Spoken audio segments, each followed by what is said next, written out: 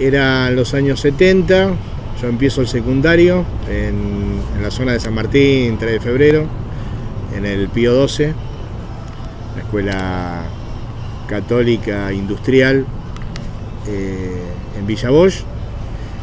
Y en esos años convengamos que había una efervescencia política particular. El colegio tenía una ligazón con los territorios circundantes, en donde los fines de semana se iba a hacer apoyo escolar o ayuda a algunos de los barrios, a algunas de las villas y demás. Naturalmente entro en primer año, los pibes que coordinaban, que organizaban.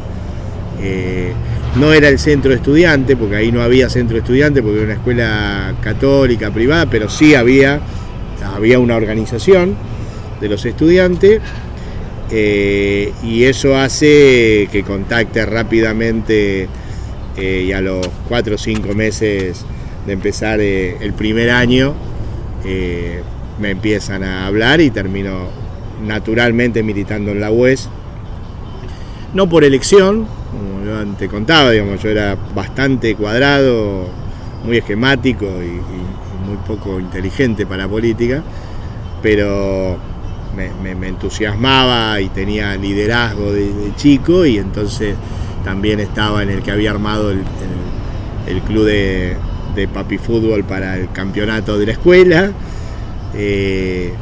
y naturalmente me voy acercando y por lo tanto ahí me contactan y empiezo a militar, más que por elección, casi por desenlace de todo esto, ¿no? Era la organización más importante en ese momento de la escuela, ¿no? En años donde porcentajes muy grandes de los compañeros y de las compañeras tenían algún vínculo y alguna militancia, no sé si trasladable al hoy, pero era raro, es decir, la mayoría de los compañeros de la escuela tenían algún tipo de participación. Así que naturalmente me incorporo ahí. Me agarra la dictadura en el medio. Eso genera un impacto muy fuerte, porque ahí las condiciones, si bien ya había violencia antes, las condiciones pasan a ser mucho más duras. Yo estoy en la mitad, digamos, por lo tanto no era parte de los compañeros que conducían la escuela, pero bueno, era bastante revoltoso, era bastante inquieto y demás, y en esos años que se pasó a tener una manera mucho más tapada y cuidada y demás, de una militancia donde había compañeros que desaparecían, compañeros golpeados, presión fuerte, ¿no? de lo que era la dictadura. Paso también a generar una experiencia, a hacer una experiencia junto a los compañeros que conducían la escuela. Y por el otro lado, eso hace también que la militancia en el territorio, en el barrio donde yo vivía, en San Martín, se ancla en los dos clubes, los clubes barriales, y por lo tanto se genera como una mixtura entre la militancia en la escuela y la militancia en el territorio, ¿no? En el barrio, en San Martín, donde también aparece el fenómeno de la militancia barrial, con las características de la dictadura, ¿no? Por lo tanto es difícil explicarle a quien no lo vivió lo que era la dictadura, lo que era el miedo, lo que era la inseguridad, lo que era la sensación de endeblez y de vulnerabilidad que tenía, ¿no? A ver, yo decía recién, ¿no? Yo me identifico, si bien empecé en ese tiempo, y si tengo la última parte de los 70, la militancia de la primera etapa democrática y toda la resistencia de los 90, ¿no? hasta el hoy. ¿Qué hace, Johnny? ¿Cómo andamos? Yo claramente me identifico como la expresión de los últimos 25 años, ¿no? Es decir, de los 90, yo empecé a militar a los 13. pero es muy fuerte el sesgo que marcó este último cuarto de siglo en esos sujetos emergentes en los 90 que de manera insurrecta contra las políticas neoliberales en los 90 resistir desde muy abajo y ir naciendo como nuevas organizaciones, ¿no? Cuando veías que la política no daba respuestas. En los 90 la caída del Este por un lado, ¿no? La desaparición del mundo socialista, la pérdida de la revolución de Nicaragua, digamos, ¿no? O el retroceso de la revolución de Nicaragua, provocaba un cimbronazo muy fuerte y en general un universo de organizaciones político-partidarias, aún de izquierda y de marco teórico de la clase, no a la altura de eso, ¿no? Es decir, la resistencia de los 90 se da naturalmente desde abajo, desde nuestro pueblo, desde la memoria histórica, desde el hambre, desde la necesidad y desde los mejores valores que tiene anidado nuestro pueblo. Y ser parte de ese sujeto emergente, en crítica de lo que se venía, cuestionador de mucha estructura burocratizada, y emerger desde el sujeto que se convertía en la fuerza motriz principal del cambio, es un sesgo muy fuerte, porque ese es el acierto, en todo caso, más estratégico, en haber podido ser parte del sujeto político, del nuevo sujeto político, de ese principio de reformulación del sujeto histórico tradicional de la clase, y de un sujeto que iba naciendo a partir de la aplicación del modelo dominante, en donde iba reformulando y donde el neoliberalismo y la política de exclusión hace que no solamente la plusvalía exprese el sometimiento y la explotación. Y ahí se da, a ver, por un lado, traiciones, ¿no? Es decir, la clase obrera organizada que pasa a tener una mirada gerencial y una práctica política sindical más propia de haber quedado cooptada bajo una política antipopular. Nacen actores nuevos, empiezan a hacer la CTA, digamos, empiezan a hacer el debate al interior de la CGT, de irse de la CGT y conformar la CTA. Ese debate se alarga justamente porque algunos de los actores no terminaban de definir cuándo romper. Mari Sánchez.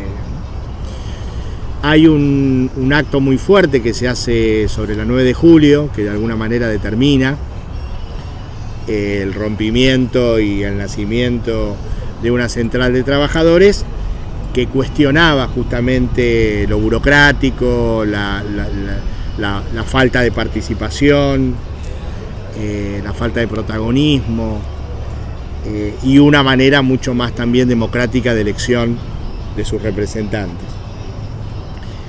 Y nace también empezando a insinuar que había otra fábrica que eran los barrios. Digamos, son de las centrales o de los trabajadores más tradicionales que empezaban a entender que había un sujeto emergente, que empezaba a darse un proceso de exclusión y que por lo tanto todo ese universo no tenía otro lugar desde donde resistir que no fuera el territorio. La CTA en ese momento es como de las primeras estructuras que empiezan a tener esa lectura. Nosotros que llegábamos desde el lado más natural de ese sujeto emergente, lo que veíamos que muchas veces se pecaba de creer que en el territorio se podía hacer lo que es sindical, pero en el territorio. Y quienes veníamos genuinamente desde el territorio, tomábamos la parte que veíamos de que aparecía ese sujeto territorial, pero que las lógicas son distintas. Que una organización territorial no puede copiar las que en el movimiento sindical son naturales para organizarse. Como tampoco es al revés, como tampoco la experiencia territorial vos la podés llevar al gremio. Son distintas, ni mejores ni peores, son diferentes. Y eso hizo que nosotros bordeáramos estas construcciones del movimiento obrero, porque seguía existiendo siempre la matriz de sentirte trabajador, de seguir reivindicando la actitud de trabajador, de ser parte del universo de los trabajadores, pero a la vez los movimientos terminan igual teniendo una autonomía que la expresión sindical no logró contener. Y de hecho tuvieron autonomía. Fueron por carriles, más allá de que la CTA trataba, insinuaba, después decía que tenía algunas organizaciones, básicamente la expresión mayoritaria y la de mayor peso específico no estaba dentro de las estructuras, estaba por fuera. Por lo tanto, ser parte de ese universo a nosotros nos permite un acierto estratégico en aquel momento, donde ya desde el inicio nos íbamos de las estructuras políticos tradicionales y íbamos al movimiento de masa primero a refrendar títulos, porque decíamos que el movimiento de masa no te entiende, que vos venís y decís yo soy, no, ningún sos, acá tenés que ser. Y que entendíamos que a la vez, para organizar y ser parte de ese movimiento, primero tenías que ser parte de la conducción o ser la conducción, lo que implicaba ganárselo legítimamente. Eso no se hereda, no se da por memorándum, eso se ejerce cotidianamente. Ese es el hecho que hace que algunos de nuestros compañeros, que el grupo que se exinde de la estructura, nos vamos y nos metemos en Giol. Primero participamos de los 45 días de la lucha ferroviaria, ¿no? Cuando empieza el neoliberalismo, lo que fue la quema de los trenes y la mesa alternativa. Y luego, naturalmente, nos incorporamos a ser parte del movimiento territorial y decíamos entrar por una de las reivindicaciones, que era la de la vivienda. Por eso vamos a Giol, en el 90. Sí. Y eso va afincando cada vez más esa interpretación que en toda América Latina ya empezaba a ser parte de un debate, la burocratización y el reformismo de derecha de los partidos de izquierda, la necesidad de refrendar títulos, la necesidad de el sujeto social emergente, la fuerza motriz principal del cambio, todo el debate del movimiento revolucionario de América Latina, con Handel, con Isaac Conde, con un montón de revolucionarios que, ya no estando la iglesia de la Unión Soviética, empezaba a ver y dónde abrevábamos. Y esa experiencia te va nutriendo, ¿no? de un encontrar nuevamente una estrategia. Desaparecen las estrategias establecidas, desaparece la guerra popular prolongada, la guerra insurreccional, desaparece, se caen, dejan de tener sentido. Sabíamos que no queríamos, pero lo que queríamos y cuál era la línea estratégica no estaba. Había que pensarlo nuevamente. Y fuiste a la base, la organización. Ahí nace un material que es la Carta de los 5, que lo promueve Cuba y que lo firman 5 secretarios generales de América Latina. Uno era Isaac Conde, otro era Yafik Handal, uno era Patricios, y no me acuerdo los otros dos, creo que era Guatemala, que empieza a propiciar la búsqueda en la propia práctica. No esperemos que nazca otra usina. Los más teóricos tradicionales se volvían locos, porque si no tenían teoría no podía haber práctica revolucionaria, y muchos creíamos que iba a surgir de la propia praxis. Y ahí aparecen algunos conceptos que es centralidad en la base. La centralidad en la base implicaba poder tener ejercicio de la conducción concreta de los movimientos que emergían, y en la medida que vos condujeras, poder imprimirle una política. En general había una práctica de la izquierda tradicional que venía a decirte lo que tenías que hacer, que se iba después y venía la semana que viene, el mismo día, en general a la misma hora, y se iba.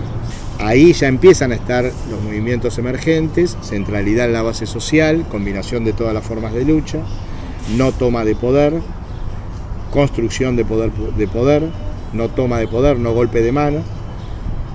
Desaparece la lógica de la guerra de posiciones, es decir, de la zona liberada, aparece la zona políticamente controlada, combinación de todas las formas de lucha. Tiré un montón de títulos que son todos teoría, tenés un rato para cada uno, ¿no? Sí, claro.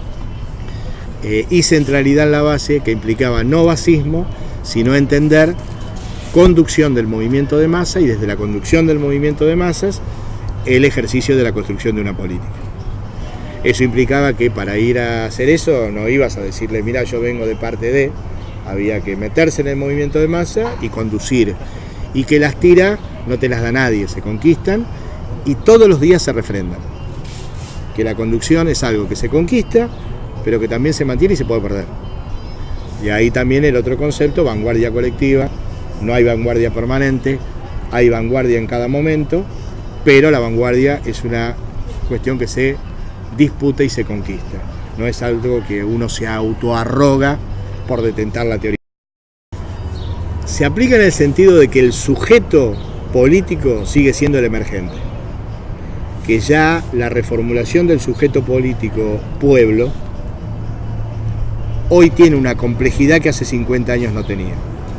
Es decir, hoy la explicación del sujeto pueblo es un sujeto más diverso, porque el capitalismo generó la explotación no solo a partir de lo que se queda con tu trabajo, es decir, de la plusvalía, sino desde el sometimiento. Por lo tanto, quienes conforman el universo del sujeto pueblo es mucho más complejo que el de hace 50 años atrás. Entender que hay sujetos emergentes y que esos sujetos emergentes tienen organizaciones naturales y que esos son los sujetos políticos por excelencia a la hora de las transformaciones en la medida de una lógica participativa y protagónica, hace mucho a ver cuál es la estrategia por delante. Si no hay centralidad en la base, no como basismo, sino como concepto constitutivo de la sociedad por construir, no hay posibilidad de democracia participativa y protagónica. Queda en la gestualidad de la CTA del presupuesto participativo. Déjame que quiero decidir de qué color pinto los cordones de la calle. Necesitas una reformulación de la sociedad en donde haya una transferencia, una nueva geometría del poder, le dicen los venezolanos, de transferencia de poder a los territorios. La democracia participativa y protagónica lo que hace es transferir un sistema piramidal, muy burocratizado, profundamente vertical, al poder de los territorios. Son las comunas en Venezuela. El fenómeno más novedoso que tiene una nueva geometría de poder en los últimos 15 años son las comunas en Venezuela. No quiere decir que funcionen bárbaros. El concepto. Están construyéndola. Es esa cosa.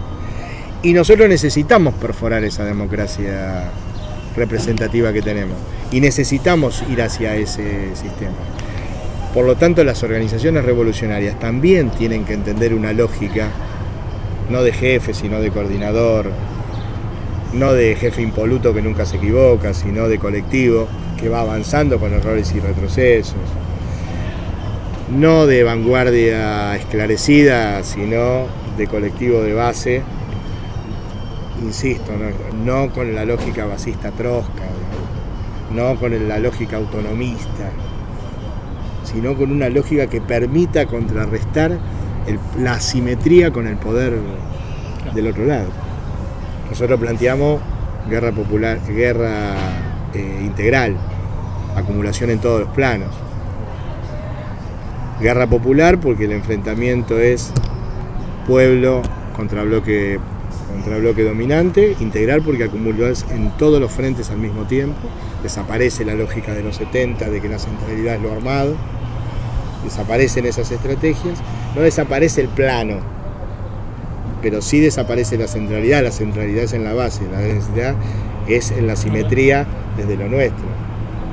Sí, yo los tengo acá al lado, pero yo sé que le gusta la minita que pasa todos los días a la mañana, le mira el culo, en ese momento le podés hacer cualquier cosa que está tirando. Esas son las cosas que nos permitieron tomar la comisaría. Porque tomamos una comisaría. ¿Pero desde dónde? ¿Desde que somos Rambo? No, yo sé cómo te entro. Porque te miro todos los días. ¿Se entiende? Ahí es donde está la simetría. Y ahí es donde está la inteligencia colectiva y no el más inteligente de nosotros. Porque eso lo vas construyendo con todos los compañeros que están viendo, son millones de ojos, miles de ojos mirando todo. Entonces, vos no es que sos el más inteligente. Vos lo único que hacés es coordinar eso. Pero la inteligencia siempre, a vos no se te ocurre. A mí no se me cae una idea. Se las robo todas. ¿Se entiende? Y eso convertido en concepto genera una práctica permanente. Como práctica permanente genera un insumo, que es el saber colectivo. Y que no es el centralismo democrático de la izquierda tradicional. No estoy hablando del centralismo democrático, ¿no? del PC. Estoy hablando de verdad, de entender que la inteligencia colectiva es mucho más alta que cualquiera del mejor de nosotros. Entonces, en la medida que de verdad comulgás con ese concepto, así hicimos la subsecretaría. No se funcionaba de manera piramidal. Cuando había que hacer eso, listo, pasaba yo a ser el jefe. Pero después, en el 70% del tiempo, existía un proceso de participación colectiva. Por lo tanto, quiere decir que en cualquier plano vos podés hacer eso. También en la institucionalidad. Pero en una institucionalidad de nuevo tipo. En una institucionalidad de nuevo tipo, donde el candidato y donde el que lleva adelante un lugar en la institucionalidad es delegado de esto. Y donde perdió el vínculo, que es delegado de esto, empezó a equivocarse. Ahí la guerra de cuarta generación y la batalla de contenidos es fundamental. Y no es solamente teórica. Las organizaciones tienen que tener una moral, tienen que tener una ética, los militantes tienen que tener una moral, tienen que tener una ética. Yo no me acuerdo si estaba. Yo milito porque yo tuve compañeros que me enseñaron con su vida. Porque yo a veces que no les entendía. Nosotros por eso decimos que para no herir susceptibilidad, hagamos el análisis completo con todos, incluyendo al chavismo. El chavismo tampoco logró profundizar. No voy a pelear con eso. Parte de esos procesos, esos duelos se dan como todos los duelos. Los duelos no se hacen como vos querés, se hacen como podés, porque los duelos tocan fibras que son de tipo sentimental. No es que lo político no toca las vísceras. Entonces, nosotros decimos, bueno, hagamos el análisis más profundo de todos los gobiernos que se lograron en América Latina, que todos llegaron al mismo techo. No lograron los cambios estructurales que significaron que la embestida no tuviera efecto, o que tuviera menos efecto. Entonces, ¿qué pasa? En el kirchnerismo estaba, en el germen del kirchnerismo real, del propio Néstor, que nunca terminaron de convencerse de que el sujeto político fuera el pueblo organizado. No, ni siquiera el tradicional, el de los trabajadores. Nunca creyeron que el sujeto político son ellos, es la clase política y la plata. Para, en todo caso, tener una decisión y una vocación política de repartir, distinto. Pero nunca construyeron herramientas reales. Las herramientas que construyeron, porque no es que no construyeron herramientas para su política. La Cámpora es un producto de laboratorio para su política. No es que es cualquier cosa. No es un emergente como la Junta Coordinadora Radical del movimiento estudiantil de aquel momento. No es un emergente, es un invento de laboratorio. Entonces, en esa década, el sujeto protagónico que encabezó la resistencia para que esos gobiernos aparecieran, no logró la capacidad de autonomía y de crecimiento para construir una alternativa de diálogo. El kirchnerismo no la provocó y nosotros no fuimos capaces de generarlo. Los movimientos que en los 90 fuimos, hubo retroceso, hubo errores, hubo acostumbramiento. Traición, no, yo no me animo a decir porque no soy quien. Pero sí es cierto que quienes